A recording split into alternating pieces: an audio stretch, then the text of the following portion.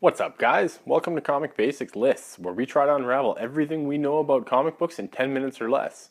I'm Joel, and today's list, the 10 most popular comic supervillains created in the last 100 years.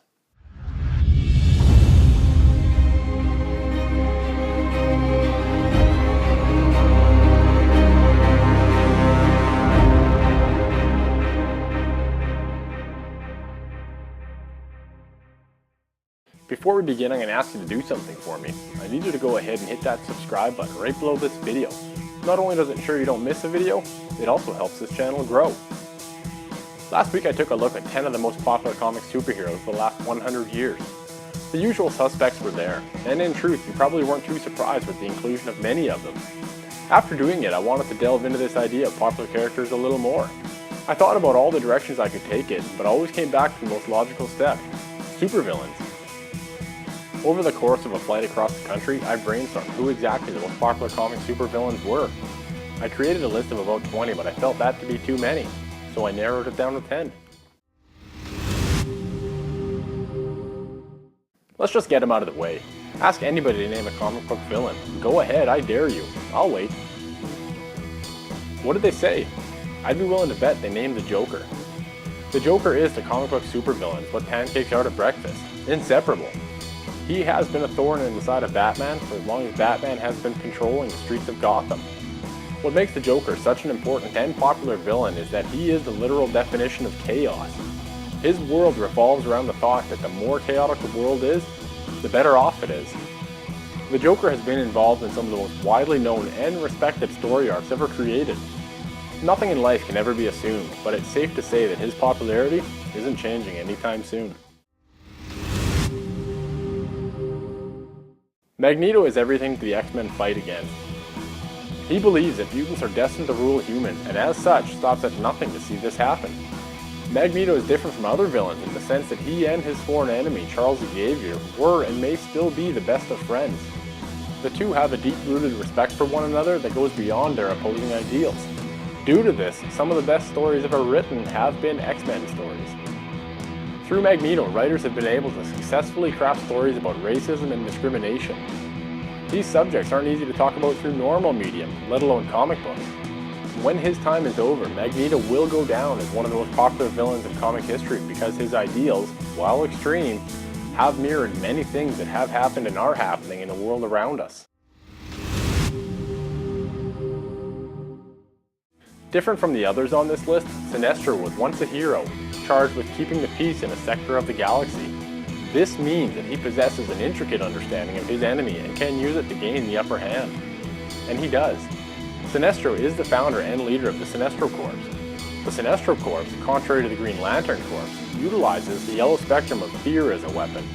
Sinestro is one of the most powerful beings in the galaxy, and will stop at nothing to destroy both the Green Lanterns and the Guardians of the Universe. This is so much to the point that during the Blackest Night story, he became a White Lantern as a means of becoming more powerful. His corruption is unrivaled, therefore, he's a virtual lock for this list. When one thinks of Spider-Man and his enemies, many come to mind. Venom, Carnage, Shocker, Black Cat, Mysterio, Vulture. But of all of them, none of them may be more respected and well known as the Green Goblin. Norman Osborn is the head of Osborn Industries, and his company is responsible for some of the best weaponry the military has ever used. After an explosion brought out his more psychotic tendencies, Norman transformed into the Green Goblin and marked Spider-Man as his foe of choice. Norman Osborn is one of the most intelligent men in comics, and due to this, strategically positioned himself to take over S.H.I.E.L.D. after the fallout of Secret Invasion. If you're a being capable of standing toe-to-toe with Superman, you're probably really well known. Darkseid is that being. The ruler of Apocalypse, Darkseid is to mean what peanut butter is to jelly. The two simply go hand in hand. Darkseid is equipped to battle many of DC's strongest heroes. His brute strength, coupled with his intelligence and dreaded Omega beams, grant him an unprecedented combination of power.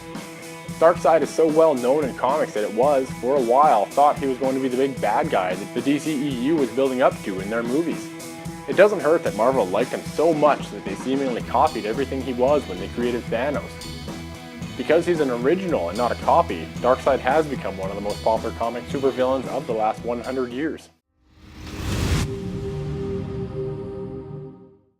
Contrary to all the other villains on this list, none may be more unusual than Catwoman. Selina Kyle is the on-again, off-again love interest of Bruce Wayne who teeters on the edge of hero and villain. On any given day, she will fight alongside Batman only to scorn him the next. What makes Selina Kyle so loved is that she's been around for nearly as long as Batman, and you never know what you're going to get with her. DC has done a great job developing the character over the years in the sense that nobody really knows what she stands for or what side of the fence she'll land on. Of all the villains in Superman's rogues gallery, none are more important than Lex Luthor. For as long as Superman has sworn to serve the people and do what's right, Lex Luthor has tried to do the same, albeit with ulterior motives. He is the owner of LexCorp and uses his vast resources for both political and personal gain. His desire for power is unmatched in DC. This is so much to the point that he has created suits to match Superman, weaponized kryptonite, and so much more.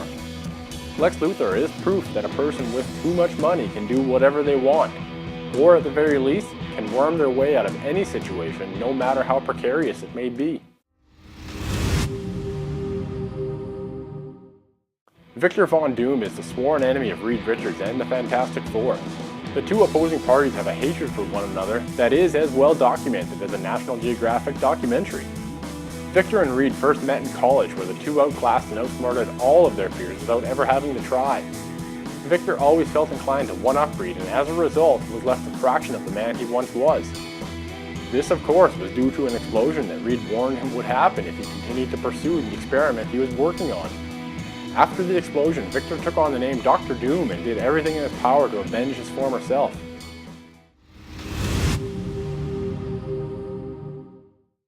Given a similar power set as Shazam, Black Adam chose to use his for selfish reasons rather than for good. He is what happens to a man who wishes to have nothing more than the respect and power that a dictator craves. Black Adam is unique from the others that appear on this list in the sense that he's thousands of years old and can stand up to the likes of Superman and Shazam and live to tell the tale. He possesses super strength, flight, lightning projection, and every other imaginable attribute that a high-powered villain should have.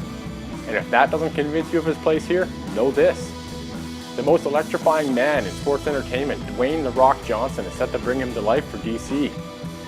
I suspect that no matter how good the movie turns out to be, his popularity will shoot through the roof with Johnson's inclusion. Okay, I lied. Green Goblin is certainly deserving of this list, but he isn't the only Spider-Man enemy that needs to be here. While Venom may not be a traditional supervillain in the sense of a thirst for power, corruption, and doing what's wrong, Venom is a supervillain in the sense that he is everything that Spider-Man fears. Due to the fact that Spider-Man once shared an existence with the symbiote, Venom is one of the only characters who can sneak up on the wall crawler. What pushes him more than that, however, is his want to punish Spider-Man for causing all the pain that he and Eddie Brock live with. Venom is everything that Spider-Man can't be. He's unafraid to cause harm and does so at a moment's notice. If Spider-Man sits at one end of the right versus wrong spectrum, Venom firmly sits at the other. And that's it. 10 most popular comic supervillains created in the last 100 years.